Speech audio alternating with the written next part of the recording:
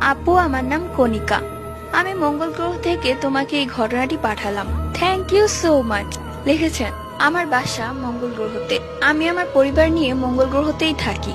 সেখানে আমার স্কুল আছে এবং খেলার অনেক জায়গা আছে। আমি স্কুল থেকে খেলতে চলে যেতাম। ও, বলতেই ভুলে গেছি, আমার আবার বন্ধু বান্ধবও আছে। আমি তাদের সাথেই খেলতাম। তো একদিন আমরা সব বন্ধু বান্ধব মিলে ঠিক করলাম আমরা আর মঙ্গল গ্রহতে থাকবো না, আমরা এবার উগান্ডা চলে যাব। তখন আমার বন্ধু বান্ধবরাও বলল ঠিক আছে। আসলে ওরা এলিয়েন ছিল। এরপর আমি ওদেরকে নিয়ে উগান্ডায় চলে আসি। উগান্ডায় আসার পর আমরা একটা পুরানা হাবিলিতে উঠি। সেই হাবিলিতে যে আবার ভূত থাকে সেটা আবার আমরা জানতাম না। এরপর সেই ভূতগুলো আমাদের সাথে আসে ফ্রেন্ডশিপ করার জন্য, কিন্তু আমরা ওকে পাত্তাই দেই না।